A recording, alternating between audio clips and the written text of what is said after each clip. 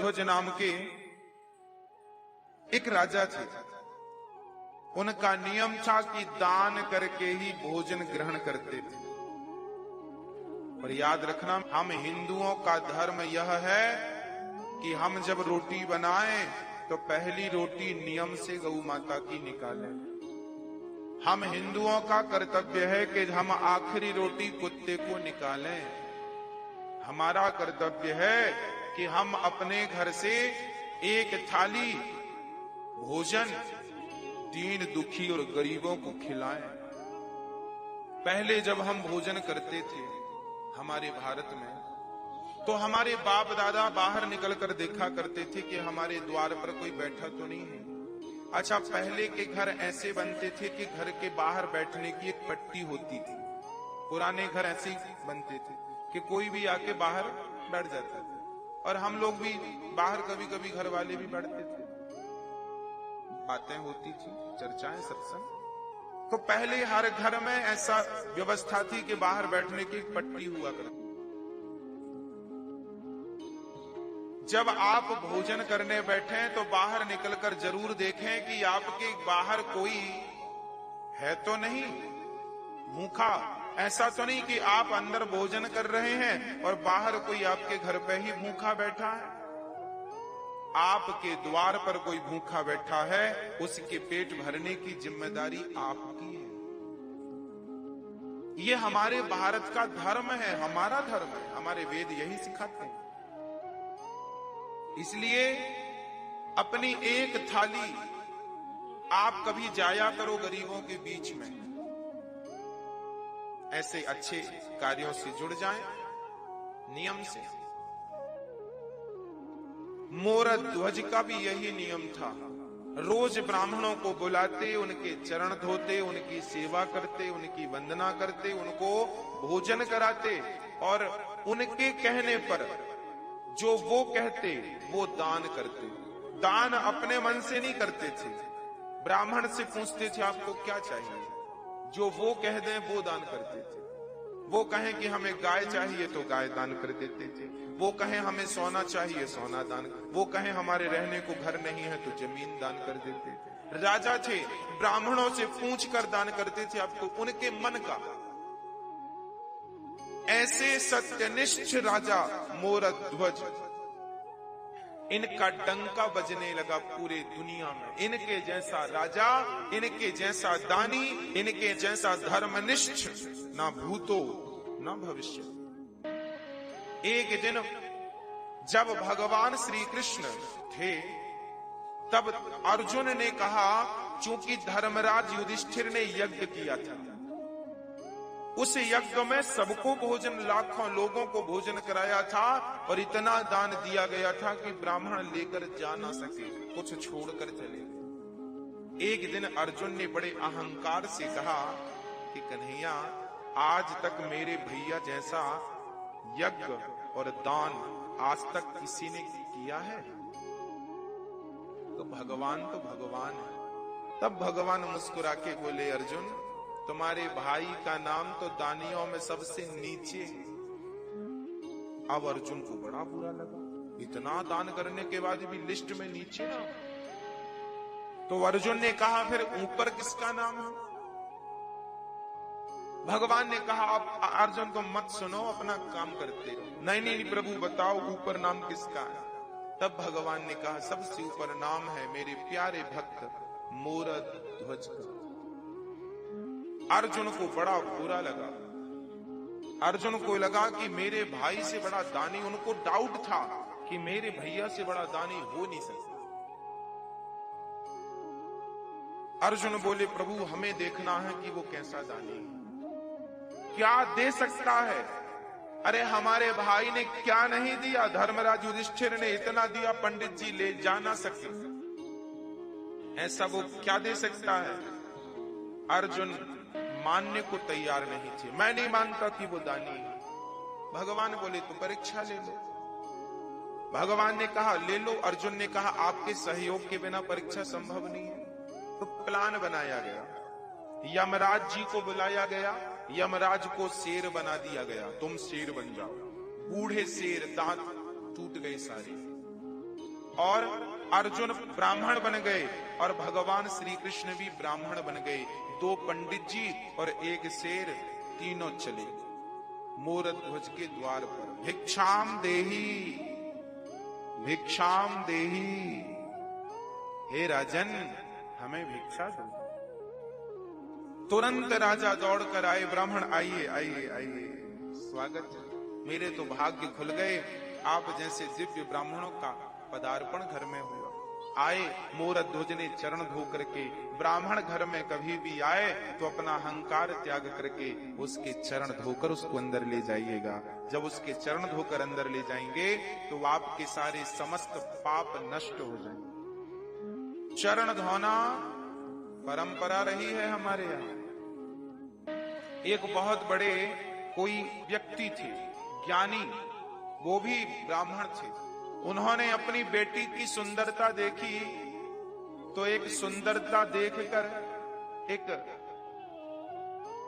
लेख लिख दिया, मेरी बेटी इतनी सुंदर है, इतनी सुंदर, इतनी। जैसे ही वो अपनी बेटी की सुंदरता का निरूपण अपने एक ग्रंथ में कर रहे थे, तभी उनको कोढ़ का रोग हो गया। ब्राह्मणों को बुलाया, भाई हम तो देखो बेटी के ऊपर ये ग्रंथ तैयार कर रहे हैं, बेटी कितनी सुंदर है, लोग पढ़ेंगे, हमें कोढ़ क्यों हो गया? तब ब्राह्मणों ने कहा कि बाप थोड़ी बेटी की सुंदरता का वर्णन कर सकता है, अरे सुंदरता का वर्णन तो पति कर सकता है पत्नी की, मेरी पत्नी ऐसी सुंदर है। आप क्या तैयार कर रहे हैं ग्रंथ? आपको उसी पाप से रोग हो गया है, अब ठीक कैसे होगा? बोले सारे ब्राह्मणों को बिठाओ, इनके चरण धो और इनके चरण के धोए हुए जल से स्नान कर लो, अपने आप आपका रोग ठीक हो जाएगा। जब ब्राह्मणों के चरणों के धोने से स्नान किया तब उनका रोग ठीक हो गया। भगवान श्री कृष्ण भी सुदामा जैसे ब्राह्मणों के चरण धोए कि नहीं? वो तो भगवान थे ना, भगवान को क्या जरूरत थी ब्राह्मण के चरण धोने की? अरे ब्राह्मण तो खुद पांव पड़ते हैं भगवान के, ब्राह्मण तो खुद भगवान के चरणों की धूल मस्तक पर रमाते हैं, ब्राह्मण तो खुद अपने आंसू बहाते हैं भगवान को पाने के लिए। उस परमात्मा के लिए हम रोते हैं और वो हमारे चरण क्यों धोएगा? क्योंकि भगवान कहते हैं अतिथि देवो, यदि मैं ही इस मर्यादा का पालन नहीं करूंगा कौन करेगा? इसलिए भगवान ने ब्राह्मण सुदामा के चरण खुद धोए हैं और फिर उन्हें भोजन कराया है। आपके घर कभी ब्राह्मणों को बुलाना भोजन पर तो सबसे पहले उनके चरण धोना और चरण धोकर ही उन्हें भोजन पर बिठाना, भोजन कराना। आजकल तो 13ही बरसी में भी लोग पांव नहीं धुलते। आप अपने माता पिता की 13ही करते हो ना, बरसी करते हो ना, तो आज के बच्चे तो इतने एडवांस हैं, वो पांव धुले क्यों? क्योंकि वो तो बड़े साहब हैं, पांव धुलने में शर्म आएगी, काहे धुलेंगे पांव? अरे भैया, ब्राह्मणों के चरण को जब आप धुलते हैं तो ब्राह्मणों के चरणों को धुलने में जितना पानी खर्च होता है वही पानी तुम्हारे पूर्वजों को पानी प्राप्त होता है पीने के लिए रास्ते में। मैं मरूंगा तो मैं भी वही पानी पीऊंगा जो मैंने ब्राह्मणों के चरणों को धो करके बहाया है, वही पानी मुझे पीने को मिलेगा। आप भी मरेंगे तो आप भी प्यासे मर जाएंगे यदि कभी ब्राह्मणों के चरण नहीं धोए तो। जीवन में जलदान करना चाहिए, जो जलदान करते हैं वो पानी मिलता है आपको, और यदि जलदान नहीं कर पाए तो फिर चरण धो ब्राह्मणों के। इसलिए 13ही में चरण धोए जाते हैं, ब्राह्मण 13 ब्राह्मण के चरण धोकर बिठाया जाता ना प्रसादी के लिए। अब ये परंपराएं बंद हो गई हैं, लगभग सब मॉडल हो गए हैं, सब बड़े बन गए हैं, छोटा कोई बनना नहीं चाहता। आज एक बार कोई व्यक्ति बड़ा हो जाए उसके बाद छोटा नहीं बनना चाहता, वो कहता मैं तो खुद बड़ा हूं। गलत बात है। बड़ा वो नहीं है जो अपने आप को बड़ा बनाए और समझे, बड़ा वो है जो अपने आप को बिल्कुल मसक समान रूप कपिधरी अति लघु रूप पवन सुत लीना। हनुमान जी लंका गए, बड़े बनकर नहीं गए, छोटे बनकर गए। इसलिए ब्राह्मणों के चरणों से प्रीति हुई, माता पिता के चरणों से प्रीति हुई, माता पिता के चरणों को धोया करो। चलो ब्राह्मणों के चरणों को नहीं धोते हो, कोई बात नहीं, माँ के चरणों को धोगे तो उनका जो जल बचेगा वो भी तुम्हें मरने के बाद पानी के रूप में प्राप्त होगा, वही मिलेगा। और नहाने में तुमने जो 20 बाल्टी बहाए हैं ना, उसका रत्ती भर मिलने वाला नहीं। गौ माता को जो पानी पिलाया है वो पानी भी आपको प्राप्त होगा। जरूरतमंदों को जल का दान दिया है, वो भी जल आपको प्राप्त, जो दिया है वो मिलेगा। गाली दी है तो गाली मिलेगी, और राम राम दिया है तो राम राम मिलेगा। बस ये समझो कि कांटा चुभोया है तो तुम्हें भी कोई पीछे से चुभोएगा, और तुमने एक चुभोया वो 2 चुभोए, ब्याज भी मिलता है। और आपने किसी के रास्ते में पुष्प बिछाए हैं तो आपने गुलाब के बिछाए हैं तो फिर आपको कमल के पुष्प कोई बिछा के देगा, क्योंकि ब्याज अच्छे का अच्छा, बुरे का बुरा, जैसी करनी। अब भगवान श्री कृष्ण आए हैं और उनको मोर ध्वज ने बिठाया है, चरण धोए हैं, और चरण धो करके भोजन। ब्राह्मणों ने कहा, राजन हम भोजन बाद में करेंगे, पहले हमारा शेर बाहर खड़ा है, उसे आप कुछ भोजन की व्यवस्था कीजिए।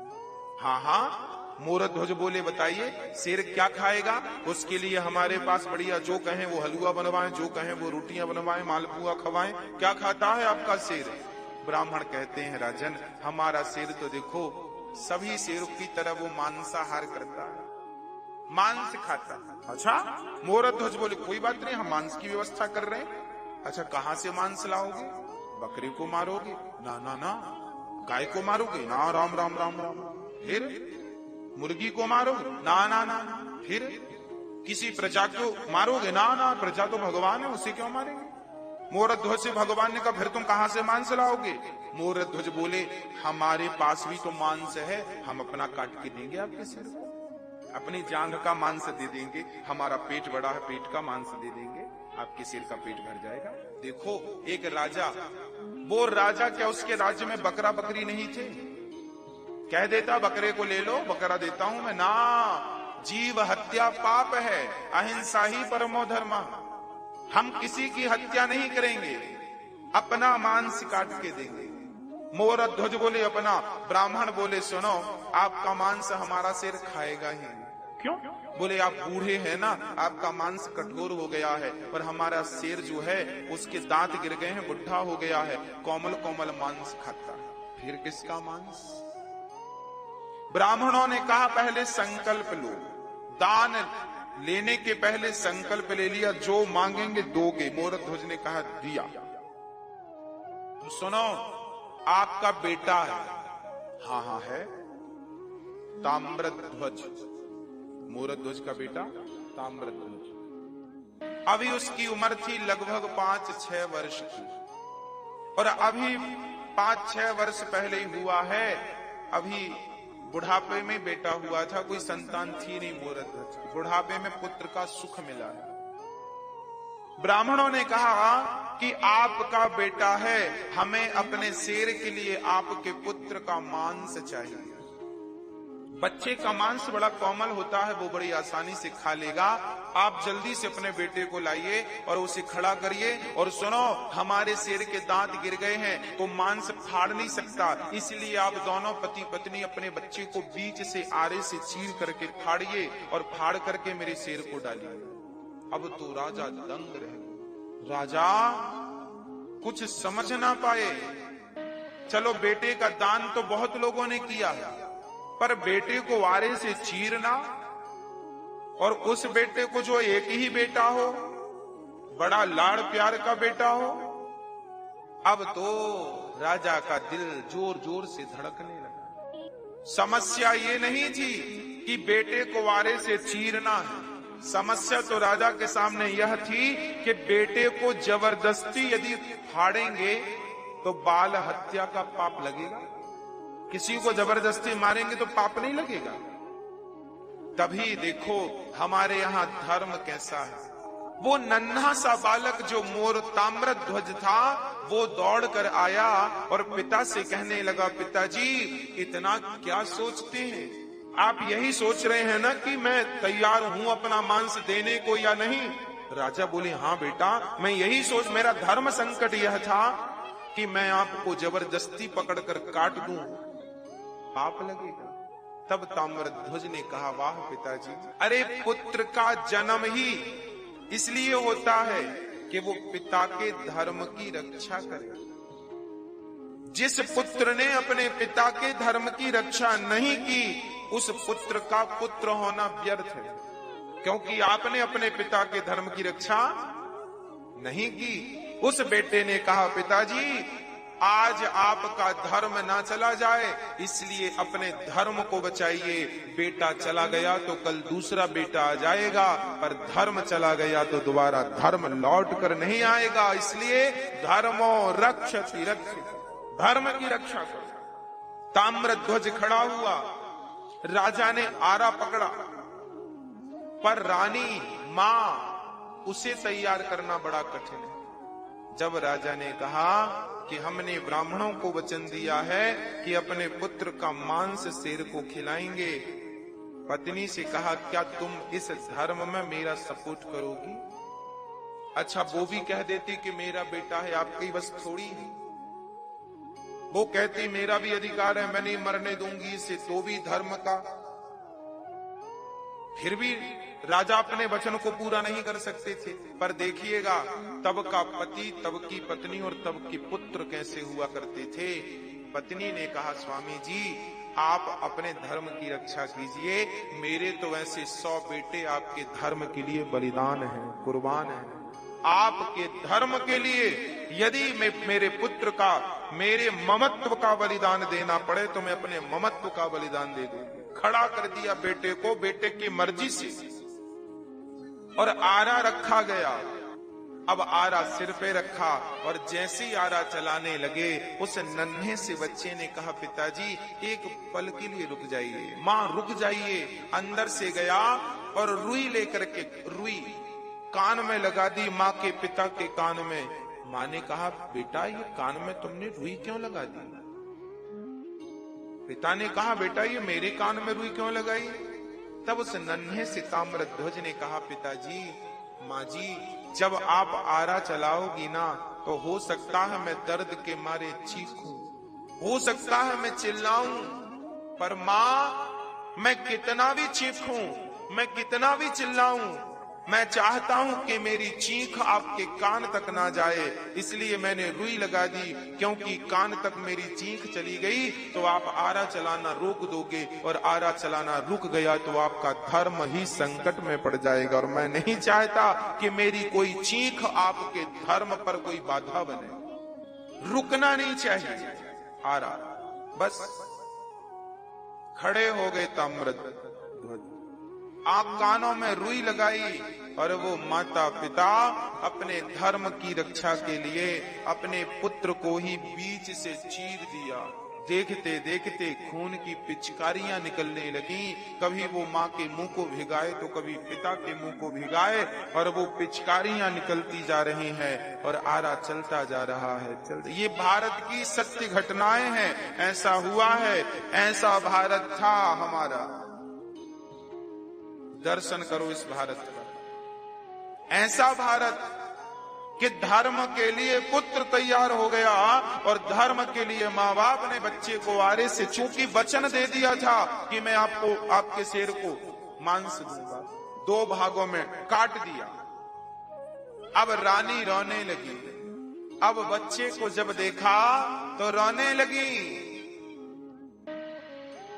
ब्राह्मणों ने कहा, खबरदार, यदि आप रोए तो हमारा शेर मांस खाएगा नहीं, चला जाएगा भूखा, आपको रोना नहीं है। अब देखो, माँ ने बेटे को आरे से चीरा है, बेटा मर गया है, पर शर्त यह है कि इसके मरने पर रोना नहीं। अरे रोकर ही अपना दुख कम कर लेती वो माँ, पर रोने में भी पाबंदी लगा दी। ब्राह्मणों ने कहा, इसका दायां भाग उठाकर मेरे शेर को डाल दो और बायां भाग ले जाकर फेंक दो। तब उस माँ की आंखों से एक आंख से आंसू निकल गए। ब्राह्मणों ने कहा, माँ रोई क्यों? तब कहा उस माँ ने, मेरे पुत्र का एक अंग तो आपके काम आ सका, पर दूसरा अंग आपके काम ना आ सका, इसलिए आंखों से आंसू निकल आए। शेर ने उस मांस को खा लिया और अब ब्राह्मण बड़े प्रसन्न हुए। ब्राह्मणों ने कहा, राजन अब हमें भी भूख लग रही है, अब हमें भोजन परोसो। राजा रानी ने थाल लगाई और ब्राह्मणों को परोसा, और ब्राह्मण जैसे ही रोटी तोड़कर अपने मुंह तक ले गए, वापस रख दिया। ब्राह्मणों ने कहा, राजन हम आपके घर भोजन नहीं करेंगे। क्यों नहीं करेंगे? क्योंकि आप हत्यारे हैं। कौन सी हत्या? आपने अभी अभी अपने बच्चे को मारा, और हत्यारों के घर हम भोजन नहीं करते। ये कहकर ब्राह्मण जाने लगे, तब मोरध्वज चरणों में गिर पड़ा। महाराज, मेरे घर से अतिथि भूखा चला जाएगा तो मेरे जीवन भर की भक्ति, जीवन भर का पुण्य आज बेकार हो जाएगा। ब्राह्मण देवता, मेरे घर से आप भूखे ना जाइए, आप भूखे ना जाइए। ब्राह्मणों ने कहा, आप हत्यारे हो। अरे मोरध्वज ने कहा, मैंने हत्या नहीं की, आपने ही तो कहा था। हमने कुछ नहीं, हम नहीं जानते। हमने कहा जरूर था, पर आपने तो हत्या की है, तो हत्या का तो पाप लगेगा, और तुम जैसे बाल हत्यारे को घर हम भोजन करेंगे, ये कहकर जाने लगे। तब मोरध्वज ने विचार किया, बात तो सही है। मैंने अपने धर्म की रक्षा के लिए अपने माथे पर पुत्र की मृत्यु का कलंक ले लिया। लोग क्या कहेंगे, कैसा राजा है, अपने धर्म के लिए अपने पुत्र को मार डाला। ये कहकर राजा रोने लगे, हे विधाता, कैसी कठिन परीक्षा ले रहे हो। ये हत्या का पाप मेरे माथे पे लगेगा तो मैं कैसे जीवित रहूंगा। ये कहकर कि राजा मूर्छित हुए, और जब होश आया तो उन राजा ने कहा, हे विधाता, हे ईश्वर, यदि मैंने आज तक सपने में किसी का दिल ना दुखाया हो, और मेरे घर से कोई अतिथि आज तक संतुष्ट होके ना गया हो, मैंने सदा संतुष्ट करके भेजा है सबको, आज तक यदि मेरी सेवा पूजा से आप प्रसन्न हैं तो हे नाथ, मुझे इस धर्म संकट से उबारिए। और कहते कहते मोरध्वज ने कहा, बेटा ताम्रध्वज, एक बार तूने मर करके अपने पिता के धर्म को बचाया है। पुत्र, एक बार जीवित होकर अपने पिता के धर्म को बचा ले। यदि आज तू जीवित नहीं हुआ तो तेरे पिता का धर्म चला जाएगा, तेरी मृत्यु व्यर्थ हो जाएगी। ये कहकर मोरध्वज नीचे गिरे। तभी अंदर से आवाज आ गई, पिताजी, मैं मरकर भी आपके धर्म की रक्षा करूंगा और जिंदा होकर भी आपके धर्म की रक्षा करूंगा।